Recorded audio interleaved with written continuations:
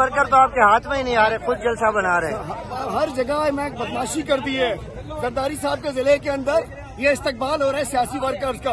ये एक तारीख रकम हो रही है कि पीपल्स पार्टी एक फाशिस्ट पार्टी है। हमारी पुरअमन रैली को, हमारे वर्कर्स को, हमारी खवातीन से पुलिस बदतमीजी कर रही है। ये रिकॉर्ड नहीं चलेगी, नहीं चलेगी, नहीं चलेगी, नहीं चलेगी, नहीं चलेगी। ये पुलिस ने फिर हमें सईदाबाद में रोक दिया है, दोनों तरफ से उन्होंने बंद किया हुआ है।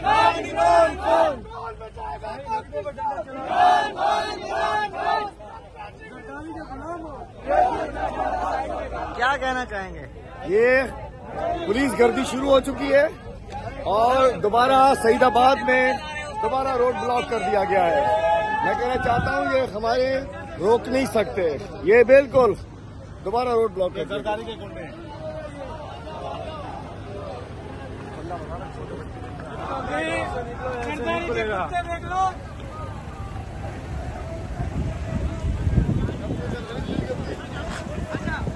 फरहान आओ हिम्मत